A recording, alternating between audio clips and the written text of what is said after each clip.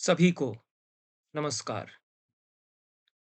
रामायण के नाम से जो पहला काव्य विश्व साहित्य में लिखा गया, उसके प्रणेता महर्षि वाल्मीकि थे। राम का चरित आदि कवि वाल्मीकि ने लिखा महाकाव्य में और अपने उस महाकाव्य को रामायण का नाम दिया। रामायण का अर्थ होता है राम का अयन। अयन मार्ग को कहते हैं। अयनम वर्त्म मार्गम च, ऐसा अमरकोश में पर्याय बताया गया है। इस तरह से रामायण का अर्थ हुआ राम का मार्ग। आदि कवि वाल्मीकि यह कहना चाहते हैं कि राम ने जो मार्ग अपने लिए बनाया, वह युगों युगों तक मानवता के लिए मार्ग दिखाता रहेगा, पथ प्रशस्त करता रहेगा। यह इसलिए संभव हुआ कि रामायण का प्रणयन एक ऐसे आदर्श मनुष्य को केंद्र में रख करके किया गया, जो समाज के लिए प्रकाश स्तंभ बना रहे। एक ऐसे मनुष्य की खोज रामायण की रचना के उपक्रम में वाल्मीकि करते हैं, जो उनके काव्य का नायक हो सके। और नारद से वे पूछते हैं, कौन वस्मिन सांप्रतम लोके गुणवान कश्च वीर्यवान धर्मज्ञश्च कृतज्ञश्च धर्मज्ञश्च कृतज्ञश्च सत्यवाक्यो दृढ़व्रतः। सांप्रतम इस समय इस लोक में कौन ऐसा मनुष्य है जो गुणवान भी हो, वीर्यवान हो, धर्मज्ञ हो, कृतज्ञ हो, सत्यवाक्य हो, दृढ़व्रत हो। और अनेक गुण उन्होंने गिनाए कि हमारे समय में क्या कोई ऐसा मनुष्य है जिसमें इतने सब गुण हों, जिससे समाज निरंतर प्रेरित होता रहे, जीवन प्राप्त करता रहे। नारद कहते हैं कि दुर्लभा ये त्वया कीर्तिताः गुणाः, बहुत दुर्लभ गुण तुमने बता दिए। तैर्युक्त श्रूयताम नरः, उनसे युक्त एक मनुष्य है जिसको मैं बताता हूं। तो एक आदर्श मनुष्य जो हमारे समय में हो, उसकी खोज जो उनके समय में हो, विद्यमान हो, उसको जानना चाह रहे हैं वाल्मीकि। और नारद बताते हैं कि उनसे युक्त, जो गुण तुमने बताए उनसे युक्त एक मनुष्य है, उसका वर्णन करते हैं। वाल्मीकि तो राम को जानते ही हैं, राम का चरित्र उनके मन में स्फुरित होता है, उसका प्रणयन वे करते हैं। यह मर्यादा पुरुषोत्तम के रूप में राम को वे प्रस्तुत करते हैं, एक ऐसे पुरुष के रूप में जो गंभीरता में सागर की तरह और धैर्य में हिमालय की तरह हो। युद्ध में जब उतर पड़े तो देवता भी कांप जाएं। इतना महावीर भी हो, यशस्वी, ज्ञान संपन्न हो, शुचि हो, पवित्र मन वाला हो, समाधिमान हो। वाल्मीकि के इस महाकाव्य से कई परंपराएं बनी, कई रामायण काव्य लिखे गए। तुलसी ने रामचरितमानस के नाम से लिखा और अनेक कवियों ने रामायण ही नाम देकर के अपने अपने काव्य लिखे, संस्कृत में और अन्य भाषाओं में। अध्यात्म रामायण है, आनंद रामायण है, अद्भुत रामायण है, भुषुंडी रामायण है, मंत्र रामायण है। सैकड़ों रामायण काव्य संस्कृत में लिखे गए, भाषाओं में लिखे गए, भारतीय भाषाओं में लिखे गए। कंब रामायण है तमिल में, कृत्तिवास रामायण है। सभी का मूल स्रोत आदि कवि का वाल्मीकि रामायण है। और कुल मिलाकर के उससे राम के संबंध में आगे चलकर दो परंपराएं बनी। एक ऋषि की परंपरा है जो वाल्मीकि की परंपरा है, और एक संतों की परंपरा है। ऋषि भूत भविष्य और वर्तमान को देख सकता है, मनुष्य समाज को सच्ची राह वह दिखा सकता है। और वह वाल्मीकि एक मनुष्य के रूप में राम का जो चित्रण करते हैं, वो अपने जीवन में अपने सद्गुणों से, अपने संघर्ष से, अपनी आदर्श दिनचर्या से ईश्वरत्व को प्राप्त करते हैं। यह ऋषि की दृष्टि है। एक संतों की दृष्टि है जिसमें राम ईश्वर के अवतार हैं। दोनों ही दृष्टियां, दोनों में परस्पर विरोध नहीं है, क्योंकि दोनों में ही मर्यादा के रक्षक के रूप में राम चित्रित किए गए हैं। एक ऐसा मनुष्य जो अपने जीवन संघर्ष से विकट परिस्थितियों में अपने आप को सत्यापित और प्रमाणित करता हुआ ईश्वर स्वरूप प्राप्त करता है और समाज में ईश्वर के भाव से देखा जाता है। चाहे ऐसा कहें या एक ऐसा मनुष्य जो ईश्वर का अवतार ही है, दोनों में तात्विक अंतर नहीं बनता, क्योंकि राम मर्यादा पुरुषोत्तम के रूप में ही वहां जब तक देखे गए तब तक तात्विक अंतर नहीं बनता।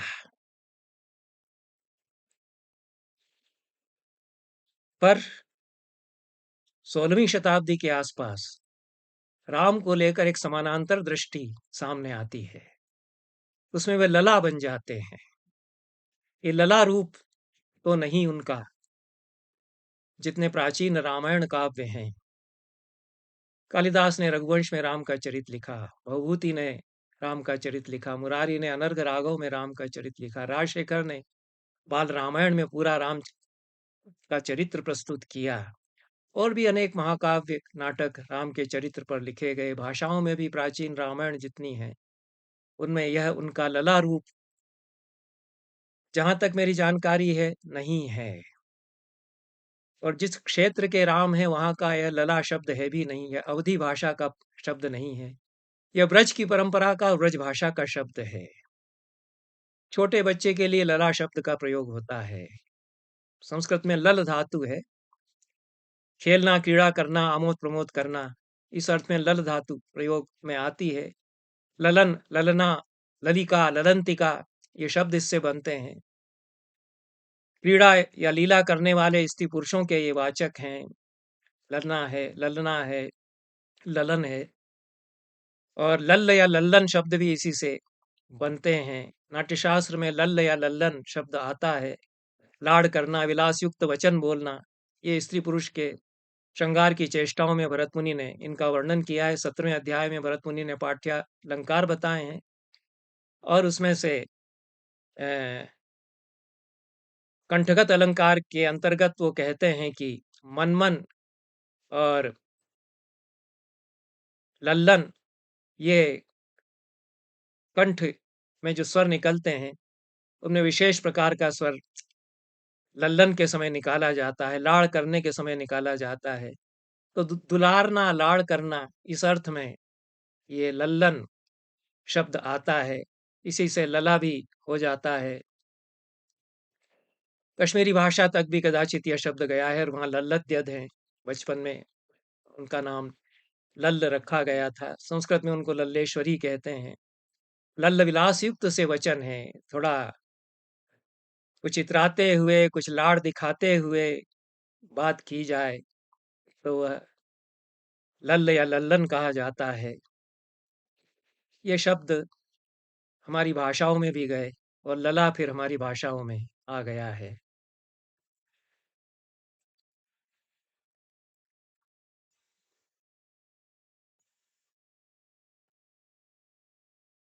यह ब्रज की संस्कृति में रचा बसा शब्द है, और कृष्ण के लिए विशेष रूप से ही यह आता रहा है। छेल छबीले रसिक नागर हैं कृष्ण, उनको लला प्रेम से कहा जाता है। और मूलतः राम के लिए तो यह शब्द संस्कृत परंपरा में लल्लन, लला इस रूप में प्रयोग में नहीं आता रहा। दो अलग अलग विशिष्ट परंपराएं कृष्ण और राम की हैं।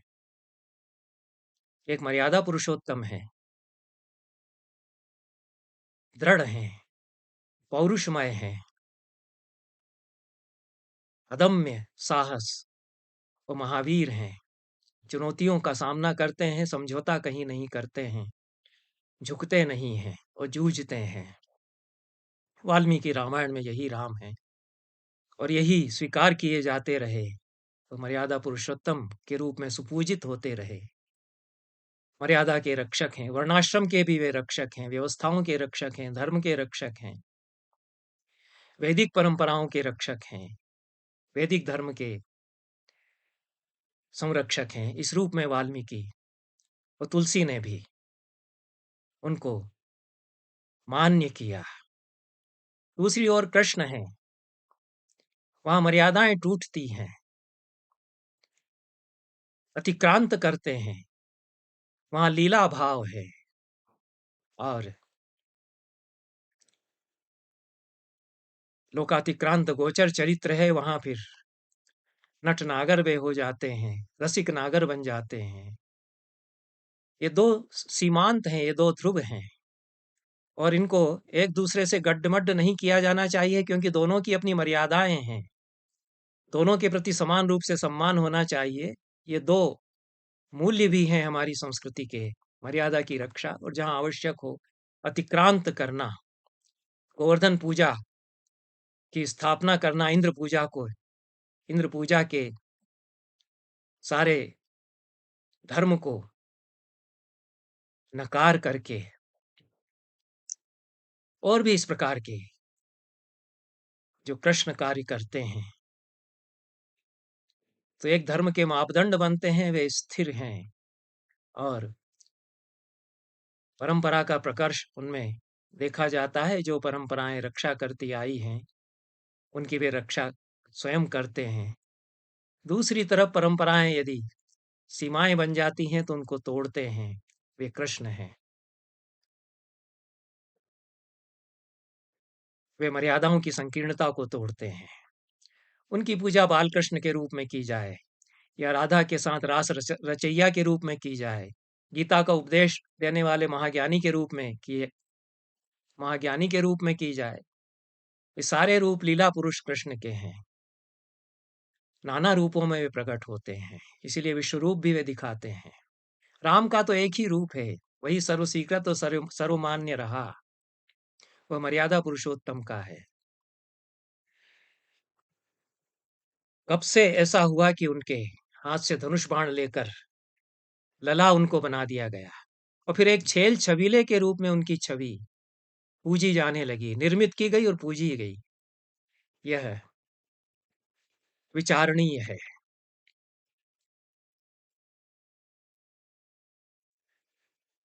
रामचरितमानस कार जो तुलसी हैं, उनमें तो यह छवि नहीं आती। यह सत्य है कि राम लला न छू, यह काव्य उन्होंने लिखा था अपने काव्य यात्रा के आरंभिक चरण में उन्होंने लिखा। उनकी सारस्वत साधना का जो सर्वोत्तम परिपाक है वह तो रामचरितमानस में हुआ और वह तुलसी का रूप है जिसमें कि वे ईश्वर की मूर्ति यदि बांसुरी हाथ में लिए खड़ी है तो उससे भी कह सकते हैं, कहा कहो छवि आपकी भले विराजे नाथ, तुलसी मस्तक जब नभे धनुष बाण लो हाथ। यह रूप एक धनुर्धारी का और एक महावीर का, मर्यादा के रक्षक का तुलसी में है। इसको सम्मिश्रित किया जाने लगता है। 16वीं शताब्दी के आसपास कुछ ऐसी प्रक्रिया होती है। यह ऐतिहासिक दृष्टि से ऐसा हुआ और एक सांस्कृतिक परिवर्तन भी हुआ। मनस्थितियां बदलती गईं जन समाज की और एक पराहत पराजित जाति अपने सांस्कृतिक अपकर्ष को झेलती हुई जाति, अपनी सांस्कृतिक पराजय के बोध को झेलने वाली जाति इस्लाम के आगमन के साथ उसमें एक जो भक्ति की परंपरा, भक्ति का आंदोलन आया और उसमें कई रूप हुए। भक्ति ने बड़ा संबल दिया, समाज को चिलाए रखा और उसमें एक परंपरा यह भी आई कि रिझव्वल मनव्वल और रसिकोपासना उसका समाज से कितना सरोकार है, यह विचारणीय है। वह एक उपासना पद्धति भी है और एक अपना भाव जगत है उसका। उसमें राम को ले लिया गया और राम को रसिक नागर वहां फिर बनाया जाने लगा। ये कितना उचित था। वहां तो हनुमान को भी रसिक उपासक बना दिया गया। हनुमान जो परम ज्ञानी परम तेजस्वी हैं और योगी हैं, वाल्मीकि रामायण में महान वैयाकरण हैं, तार्किक हैं, उनको भी यहाँ ले लिया गया इस रूप में। एक ऋषि की दृष्टि से हनुमान को निरूपित किया जा रहा है। अद्भुत रामायण, आनंद रामायण तथा अन्य रामायण जो 16वीं शताब्दी के आसपास लिखी गई हैं, उनमें यह प्रक्रिया घटित होती है। अद्भुत रामायण के 11वें से 14वें सर्ग तक राम हनुमान को उपदेश देते हैं, सांख्य योग, भक्ति योग आदि का उपदेश देते हैं। गीता की छायाएं आ जाती हैं, गीता की शब्दावली आने लगती है। ऐसा क्यों हो रहा है? कृष्ण भक्ति का ऐसा प्रकर्ष हो गया कि राम भक्त राम भक्तों का जो समाज है, उसको कुछ मजबूरी सी हो गई है कि कृष्ण कृष्ण के उपदेशों की छायाएं ले लें। राम परंपरा को, राम भक्ति की परंपरा को लोकप्रिय बनाने के लिए गीता पर शंकर के, रामानुज के, वल्लभ के जो टीकाएं और भाष्य हैं, उनके कारण गीता का प्रचार हो रहा है। और वृंदावन में जो रास रचैया की लीलाएं हैं, उनमें भाव विभोर किस प्रकार से जन समाज हो रहा है, इसको जो राम भक्ति की परंपरा है, वो शायद झेल नहीं पा रही है।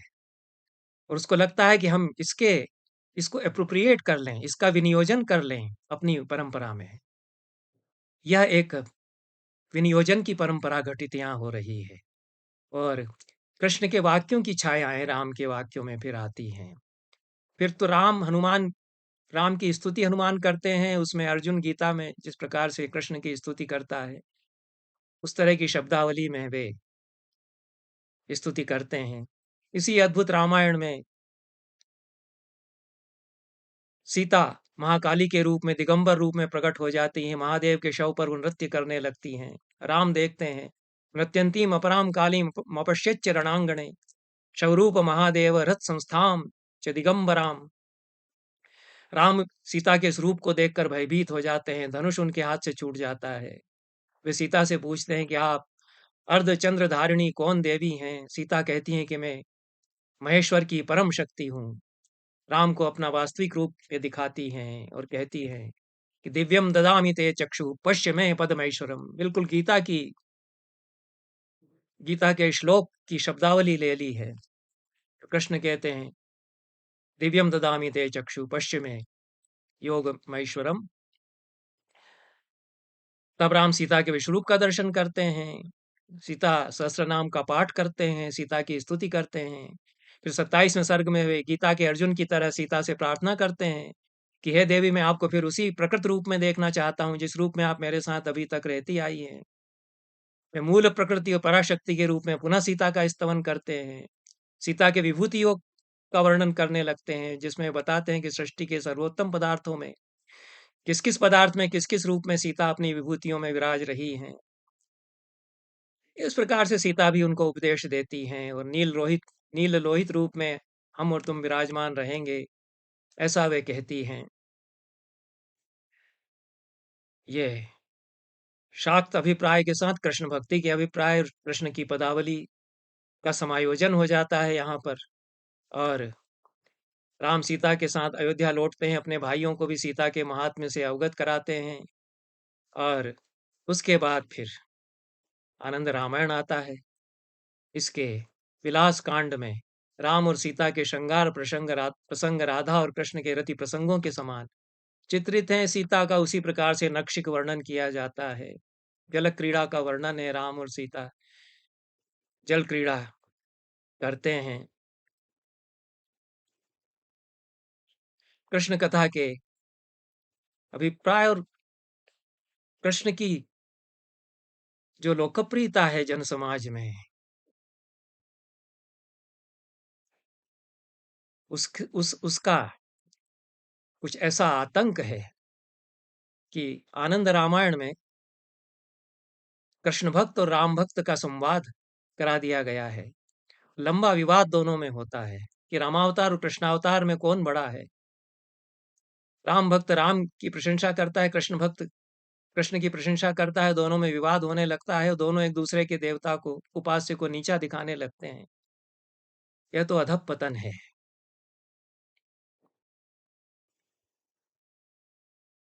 रामावतार को फिर पूर्णावतार घोषित कर दिया जाता है और शेष सारे अवतार कृष्ण सहित उनके अंशावतार हैं, ऐसा आनंद रामायण में राम भक्त घोषित कर देता है।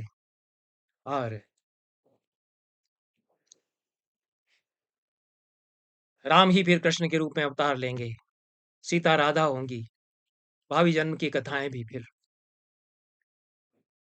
बताई जाने लगती हैं। या यह कहा जाता है कि रामावतार के समय एक सेवक के रूप में राम के प्रति वे अनन्य निष्ठा रखती थीं, इसलिए द्वापर में राधा के रूप में उनका जन्म हुआ। विलास कांड और राज्य कांड, इन दो कांडों में इस प्रकार की अनेक कथाएं हैं। आनंद रामायण में राज्य कांड के 11वें सर्ग में राम प्रज्ञा विहार के लिए जाते हैं, वहां वन में चले जाते हैं। वनस्थली में, पर्वत की तराई में उनकी भेंट 16,000 तपस्विनियों से होती हैं, जिनको दुंदुभि नामक राक्षस ने गुफा के भीतर बंदी बना करके रखा था। और वे राम के लिए विरहाकुल हैं, राम को पति के रूप में प्राप्त करना चाहती हैं। वे प्रस्ताव करती हैं कि हम आपको चाहती हैं, आप हमें ले चलिए। राम उन्हें वर देते हैं कि मैं अगले जन्म में कृष्ण के रूप में अवतार लूंगा, तब मैं तुम लोगों को पति के रूप में अंगीकार करूंगा। और भौमासुर के द्वारा वे हरी जाएंगी अगले जन्मों में, अगले जन्म में, और कारागार में उनको रहना पड़ेगा। फिर वे पति के रूप में, उन्हीं के रूप कृष्ण को प्राप्त करेंगी। और ये 11वें सर्ग में, 12वें सर्ग में ये ललनाएं जो युवती हो गई हैं, वे गोपियों की तरह विरहाकुल हैं। उनकी विरह वेदना का चित्रण उसी प्रकार से किया गया है जैसा गीत गोविंद में जयदेव राधा और गोपियों की विरह वेदना का चित्रण करते हैं, या श्रीमद् भागवत में गोपी गीता आदि प्रसंगों में गोपियों के विरह का चित्रण किया जाता है। राम की मर्यादा की रक्षा यहाँ तो की गई है कि वे दुंदुभि के द्वारा हरी गई 16,000 कन्याओं को उनके माता पिता को लौटा देते हैं। ये कथा भी कृष्ण भक्ति के अभिप्रायों का आरोपण करके और परिकल्पित की गई है। इसी कांड में 8वें सर्ग में राम की भेंट गुणवती नाम की भक्तिन से होती है, और वह भी राम से उसी प्रकार पति रूप में प्राप्ति का वर मांगती है। उससे भी राम यही कहते हैं कि मैं द्वापर में कृष्ण के रूप में अवतार लूंगा, तुम सत्यभामा के रूप में मुझे प्राप्त करोगी। फिर पिंगला नाम की वेश्या रात को उनके पास आ जाती है, वह काम पीड़ित है। उसको राम कहते हैं कि कुब्जा के रूप में तुम अवतार लोगी द्वापर में, और अ, मैं तुम्हारे साथ रमण करूंगा। और सीता को जगा करके पिंगला के आने की बात राम बताते हैं। इस पर सीता क्रोध में भड़क जाती हैं और राम पर आरोप लगाती हैं कि तुमने एक पत्नी व्रत का भंग किया है, और आविष्ट होकर के क्रोध में आत्महत्या करने पर उतारू हो जाती हैं। यहाँ तक बात बढ़ जाती है कि आधी रात को राम लक्ष्मण को भेज करके गुरु वशिष्ठ को बुलाते हैं और उनके चरणों की सीता के सामने शपथ लेकर के अपने एक पत्नी व्रती होने का विश्वास दिलाते हैं। तब सीता को राम पर विश्वास होता है। इस तरह के प्रसंग आनंद रामायण में अनेक आए हैं। इनके अपने अभिप्राय हो सकते हैं, समन्वय की दृष्टि से आए हैं, लेकिन राम की मर्यादाएं, सीता की मर्यादाएं जो वाल्मीकि ने बनाई हैं, उनको उनको तोड़ करके जन्म कांड है। इसमें पहले और दूसरे सर्गों में राम और सीता के उपवन विहार का चित्रण है, और सीता गर्भवती होती हैं। गर्भवती सीता के प्रति राम की काम वासना इतनी उदग्र हो जाती है कि वे इससे बचने के लिए निर्णय लेते हैं कि सीता को वन में छुड़वा देना चाहिए। और सीता से भी वे बता देते हैं कि मैं ऐसी काम वासना को नहीं झेल पा रहा हूँ, और तुम गर्भवती हो तो तुम्हारे साथ तो मैं रमण नहीं कर सकूंगा, इसलिए तुम कहीं चली जाओ। तो सीता भी स्वीकार कर लेती हैं। यह भी राम के लिए, जो 14 वर्ष में संयम से रहे, इस तरह की कथाएं गढ़ना, यह तो उचित नहीं। पर रसिकोपासना के आनंद के प्रवाह में तो फिर कुछ भी हो सकता है, वहाँ तो फिर मर्यादाएँ टूटती हैं। तो कहाँ के मर्यादा पुरुषोत्तम? वहाँ तो द्रग ऊर्जत टूटत कुटुमा, सब टूट जाए, द्रग उलझ जाएँ। ये रसिकोपासना की पद्धति जो आती है, आनंद रामायण उसका आदर्श माना गया। रसिकोपासकों की बड़ी लंबी परंपरा है, राम के रसिकोपासकों की। कृष्ण और राधा के रसिकोपासकों की तो है ही है। 5-7 शताब्दियों से चली आ रही है परंपरा, भागवत के साथ में चलती है। और वह रसिकोपासना की एक परंपरा है जो अ, सनातन दृष्टि से सब कुछ देखते हैं, इतिहास बोध को नकारते हुए। वो ये कहते हैं कि उपासनाएं तो सनातन काल से, अनादि काल से चली आ रही हैं, और राम की उपासना सृष्टि के आदि काल से चली ही आ रही है, और उनकी रसिकोपासना भी उसी तरह से चली आ रही है। वाल्मीकि ने, कालिदास ने, भवभूति ने, मुरारी ने, अध्यात्म रामायण तक भी इस तरह की रसिकोपासना तो नहीं बताई गई कहीं। लेकिन वो आरोपित करके साबित करने लग जाते हैं। इसका भी उदाहरण मैं आधुनिक शोध का दूंगा कि किस तरह से ये एक तरह से विनियोजन होता है। आनंद रामायण में अध्यात्म रामायण के बहुत सारे उदाहरण हैं। अध्यात्म रामायण भक्ति का, भक्ति के दर्शन का और वेदांत का सर्वमान्य ग्रंथ है, सुंदर ग्रंथ है। और आनंद रामायण निश्चित रूप से उसके भी बाद में लिखा गया, 16वीं शताब्दी के आसपास लिखा गया है। इसके विलास कांड में 9 सर्गों में सीता और राम के विलास का विस्तार से वर्णन है, नक्षिक वर्णन है, वन विहार, फूलों से एक दूसरे को मारते हैं, खेलते हैं। यहाँ तो ठीक है यहाँ तक, लेकिन उसके आगे राम सीता के बिंबाधर को चूमते हुए उसकी कंचुकी उतार देते हैं, कुछ मर्दन करते हैं, उसका आलिंगन करके उसका कच्छा उतार देते हैं, कंचुकी उतार देते हैं, गुप्त अंगों को निहारते हैं। सीता भी निर्वस्त्र होकर के उन्हें जबरन आलिंगन कर लेती हैं। चुचुम्ब तस्या बिंबोष्ठम चूर्णयामास तत्कुचौ मुक्त्वा तत्कंचुकी बंधम आलिंग्य हृदयेन ताम मुमोच कच्छम श्रीराम सीताया स्वकरेण सह उड्डीय वस्त्रम हस्तेन तद्वामोरूम ददर्श सह ताम करेण तन् सह करेण तन्निधिम रामश्चाकर्षयन् मुदा सीता चाकर्षयद् वेगात् रामम अनीवि स्मितानना। राधा कृष्ण की भक्ति में, माधुर्य उपासना में इस तरह के प्रसंग आते हैं। जयदेव में भी आते हैं। हालांकि इतना इस प्रकार का एकदम निर्वस्त्र कर देने का वर्णन तो कहीं जयदेव ने भी नहीं किया। भक्ति में निरावरण होते हैं आराध्य के सामने, लेकिन यहाँ तो सीमाएं लांघ करके यह वर्णन श्रृंगार का, सीता और राम के श्रृंगार का किया गया है। सारी मर्यादाएं ही ध्वस्त कर दी गई हैं। यह रसिकोपासना की परंपरा है। इस पर सुमन तिवारी का एक शोध ग्रंथ है, राम भक्ति की रसिक परंपरा पर। उसका मैंने अन्यत्र उसकी चर्चा की है, नवीन प्रकाशनों की अपनी श्रृंखला में। बहुत अच्छी पुस्तक है, बहुत परिश्रम से तैयार की गई है। लेकिन ये अभिनिवेश उनको रसिकोपासना का इस प्रकार का है कि वो वाल्मीकि से लगा करके और रसिकोपासना की उनको रसिकोपासक की परंपरा में परिगणन करने लगती हैं, कालिदास को भी, जहाँ पर कि एक महावीर के रूप में ही राम है, और इस तरह की कोई कल्पना ही उनके संबंध में नहीं उठती है। वह रसिक संप्रदाय का प्रवर्तन आलवार संतों में षटकोप, जो तमिल वेद के प्रणेता हैं, नम्मालवार उनका तमिल में नाम कदाचित माना जाता है। उनकी तमिल गीतियों से सहस्त्र गीति उनकी लिखी हुई है, उससे होता है। 5वें आलवार हैं। उन्होंने राम की उपासना में उपासक के कांता भाव को अभिव्यक्त किया है, ऐसा सुमन तिवारी का कहना है। मैंने षटकोप यति का ग्रंथ नहीं पढ़ा, यद्यपि वेदांत देशिक ने संस्कृत में अनुवाद किया है षटकोप की कृतियों का। फिर गोदा, जिनको अंदाल कहा जाता है तमिल में, संस्कृत में गोदा के नाम से उनकी खूब चर्चा आती है। उन पर अनेक नाटक और चंपू काव्य लिखे गए हैं। रंगनायकी भी उनको कहा जाता है। वे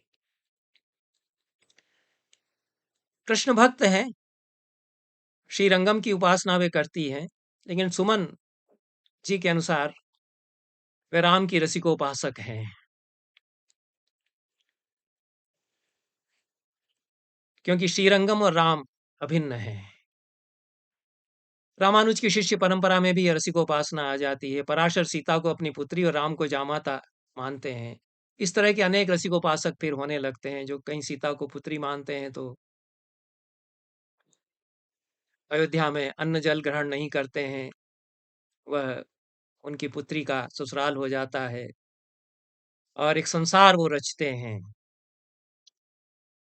यह संसार हमारे संसार से कितना संश्लिष्ट हो सकता है आज के समय, ये तो विचारणीय है।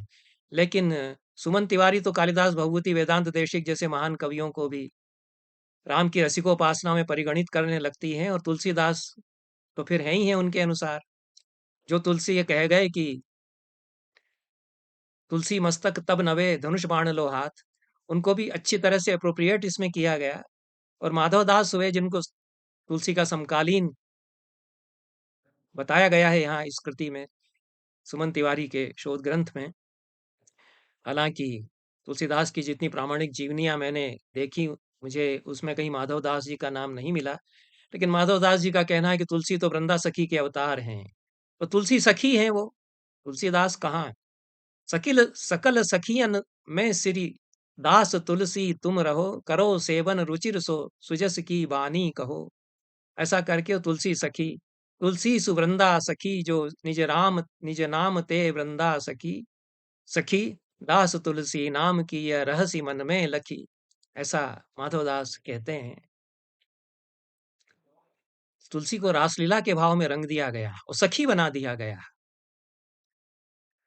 मधुर भक्ति करने वाले संतों ने राम और सीता के विहार का उसी प्रकार से वर्णन किया है जिस प्रकार से कि राधा कृष्ण के श्रृंगार का वर्णन किया है। बहुत सारे भक्ति काव्य रसिकोपासक, राम के रसिकोपासकों ने लिखे हैं, शताधिक काव्य हैं और सुंदर कवित्व उनमें है, भाव है। महात्मा सीताराम रसरंग मणि हुए, वो सीताराम युगल को झूला झूलते हुए निहार करके तन्मय होते हैं, पद गाते हैं, बहुत सारे पद उनके हैं। कुछ उद्धृत किए हैं सुमन तिवारी जी ने। रघुवर झूलत प्यारी संग, रुचि लखी ललित झुलावत गावत राग मल्हार तरंग, हसत हसावत पान खवावत खातत स्नेह उमंग, आवत भवर उड़ावत सो बसन संभारत अंग, दंपति प्रीति रीति पर भारत तन मनिमण रस रंग। बसन खिसक रहे थे, उनको संभाल लिया, इतना तो संभाला। यहाँ आगे चल के बसन खिसक खिसक सब जाते हैं और उपनिषद लिखे जाते हैं इसमें। नए उपनिषदों का प्रणयन हो गया। सीतोपनिषद, राम तापनीयोपनिषद तक तो ठीक था, जो 200 उपनिषदों के जिल्द में भी छपे हैं। लेकिन रसिकोपासकों ने 16वीं शताब्दी के बाद नए उपनिषदों का निर्माण किया। विश्वम्भरोपनिषद छपा है अयोध्या से, उसमें रासलीला करते हुए राम का अच्छा चित्रण किया गया है। अयोध्या फिर सीताराम की नित्य विहार स्थली बन जाती है। बड़ी काव्य परंपरा है। माधुर्य केली कादम्बिनी है मधुराचार्य की, रामलिंगामृत है अद्वैत कवि का है, और वाल्मीकि का भी नाम ले लेकर के ये रुच रुच करके और काम क्रीड़ाओं का, राम सीता और राम की काम क्रीड़ाओं का वर्णन करते हैं। वाल्मीकि का लिखा हुआ पद बता करके मधुराचार्य जी लिखते हैं कि राम सुखेश्वरी सीता के साथ रसज्ञ होकर के विहार करते हुए कामिनियों के काम का वर्धन कर रहे हैं। सुखेश्वरी रसज्ञ सन कामिनी काम वर्धना है, ऐसा। फिर सीता के साथ तो अनंत सखियां आ जुड़ती हैं और सीता रासेश्वरी हो जाती हैं। रामचरण दास हैं, करुणा सिंधु उनका कविता का नाम है। श्री राम नवरत्न सार संग्रह का निर्माण उन्होंने किया है। इसमें महाराम रामायण को उद्धृत करते हुए, महारामायण को उद्धृत करते हुए कहा गया है कि साकेत लोक में भगवान राम सीता जी तथा अनंत सखियों के साथ रास विलास करते रहते हैं। अनंता भी सखी विश्च सार्धम राम स सीतया स्वेच्छया कुरुते रासम ताह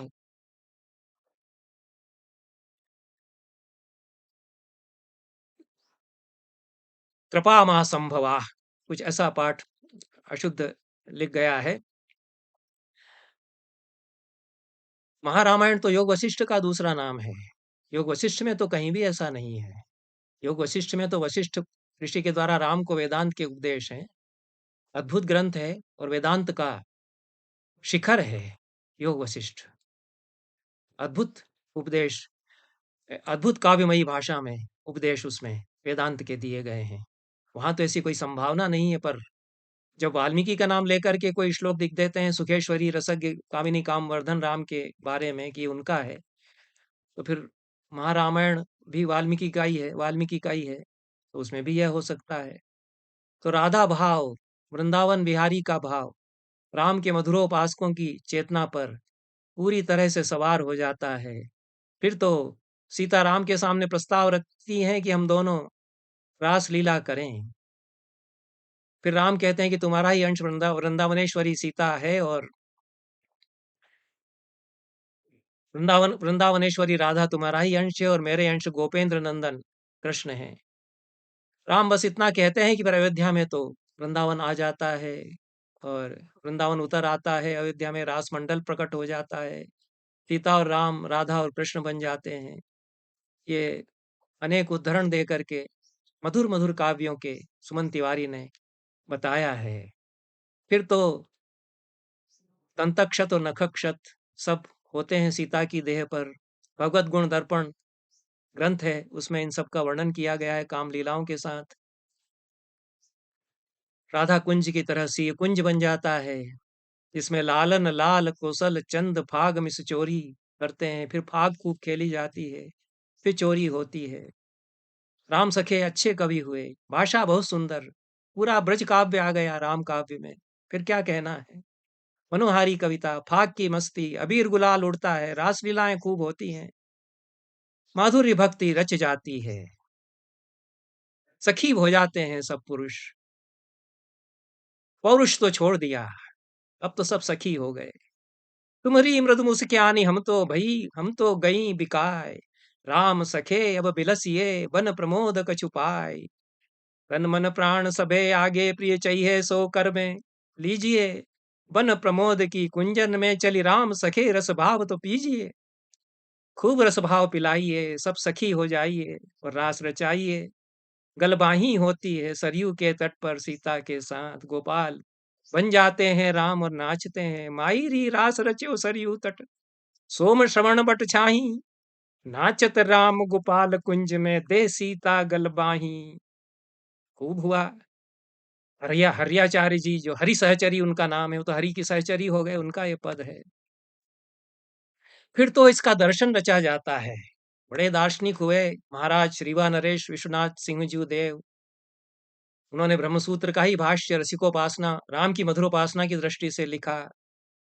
अनेक काव्य उन्होंने लिखे, बड़े पंडित थे। संस्कृत में भी आनंद रघुनंदनम लिखा और हिंदी में भी पहला नाटक माना जाता है कहीं कहीं आनंद रघुनंदन। नाटक हिंदी में अलग से लिखा। उन्हीं के वंश में रघुराज सिंह हुए रीवा में, रघुनाथ विलास। सुंदर सुंदर पद हैं, लेकिन सब में भाव यही है। विचार किया जाए कि राम जो मर्यादा पुरुषोत्तम है, उनमें यह परंपरा आई और इसका प्रचार किया गया। या व्यक्तिगत साधना तक रहे तो शायद उचित भी हो सकता था, लेकिन समाज को इससे जोड़ने का प्रयास किया जा रहा है। राम को लला बनाने के बाद उनके मर्यादा पुरुषोत्तम रूप का जिस तरह हनन किया गया है, इसको मैं दुर्विनियोजन ही कहता हूं। और